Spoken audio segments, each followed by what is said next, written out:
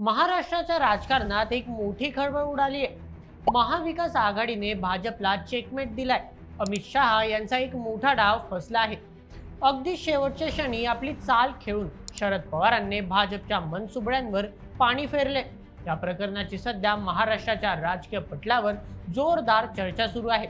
राज्यसभेच्या जागेसाठी महाविकास आघाडीतील अंतर्गत संघर्ष आता पूर्णपणे संपलाय।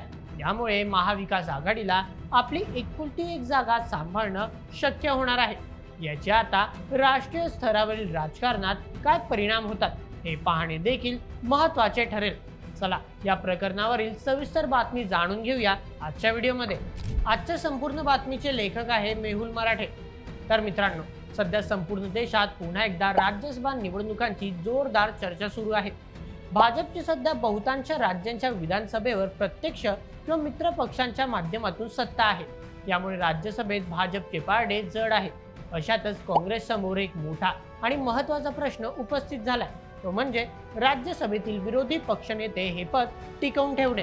कारण कोणत्याही पक्षाला सभागृहात विरोधी पक्षनेते पदासाठी एकूण संख्येच्या किमान 10% संख्याबळ असणं आवश्यक असते। जर महाराष्ट्राचा विचार केला तर राज्यातून सध्या राज्यसभेसाठी एकूण 7 जागा आहेत। राज्यातील विधानसभा संख्याबळाचा विचार करता महायुतीला 6 जागा मिळू शकतात, तर महाविकास आघाडीला फक्त एका जागेवर समाधान मानावे लागेल। याचा एका जागेसाठी महाविकास आघाडीतील घटक पक्षांमध्ये जोरदार रस्सीखेच सुरू होती। राष्ट्रवादी शरदचंद्र पवार पक्षाचे अध्यक्ष शरद पवार यांच्या उमेदवारीला काँग्रेस तसेच शिवसेना उद्धव बाळासाहेब ठाकरे गट दोघांनाही स्पष्ट विरोध दर्शवला होता। त्यामुळे शरद पवार पुन्हा राज्यसभेत जाणार नाही अशी चर्चा राजकीय वर्तुळात सुरू झाली होती।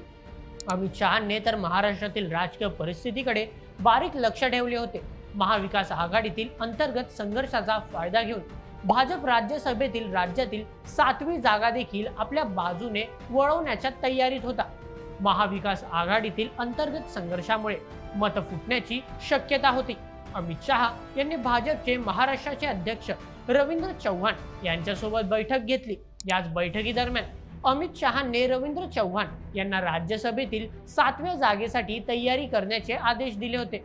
मात्र महाविकास आघाडीने अगदी शेवटच्या क्षणी घेतलेल्या निर्णयामुळे भाजपच्या इच्छांना खिंडार पडले। कारण महाविकास आघाडीतील अंतर्गत वाद आता संपलेला असून शरद पवारांना पुन्हा एकदा राज्यसभेतून संधी मिळणार असल्याचे चित्र समोर आले आहे। 3 मार्च रोजी संध्याकाळी 7:30च्या दरम्यान उद्धव ठाकरे यांचे निवासस्थान मातोश्री येथे सुप्रिया सुळे आणि जयंत पाटील यांच्यासोबत ठाकरे यांची बैठक पार पडली।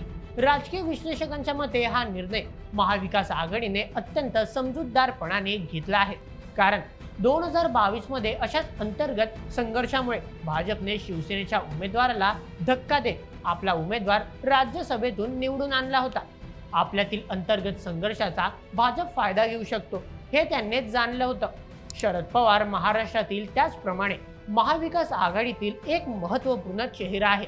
त्यांच्या उमेदवारीमुळे महाविकास आघाडीतील मत फुटण्याची शक्यता फारच कमी आहे। भाजप देखील पवारांविरोधात सरळ आपला उमेदवार मैदानात उतरवणार नाही। त्यामुळे भाजपची आगामी चाल ओळखून महाविकास आघाडीने हा निर्णय घेतल्याचे सध्या सांगितले जात आहे। पण यामुळे ठाकरेंची आणि काँग्रेसची राज्यसभेतील जागा मिळवण्यासाठीची आस पूर्णपणे संपली आहे। यामुळे काँग्रेसला आता महाराष्ट्रातून राज्यसभेसाठी एकही जागा मिळणार नाही। त्यामुळे राष्ट्रीय स्तरावर राज्यसभेतील काँग्रेसच्या विरोधी पक्षनेते पदाचं आता काय होणार याकडे सगळ्यांचे लक्ष लागले। महाराष्ट्रातील राज्यसभेचा विचार केला तर महायुतीला 6, त्यापैकी भाजपला 4 आणि शिवसेना शिंदे गट तसेच राष्ट्रवादी अजित पवार गट यांना प्रत्येकी 1 जागा मिळणार आहे। तर महाविकास आघाडीतून राष्ट्रवादी शरद पवार पक्षाला संधी मिळणार आहे। या संपूर्ण प्रकरणामुळे भाजपच्या एका जागेसाठी भ्रम निराश झाला हे मात्र नक्की। हा निर्णय रणनीतीचा मास्टरस्ट्रोक ठरेल की तात्पुरता तडजोडीचा मार्ग येणारा काळच ठरवेल। मित्रांनो, या संपूर्ण प्रकरणावर तुम्हाला काय वाटतं? तुमचे मत आम्हाला कमेंटमध्ये नक्की सांगा आणि अशाच व्हिडिओसाठी सबस्क्राईब करा बोल एमएच आपल्या YouTube चॅनलला। धन्यवाद।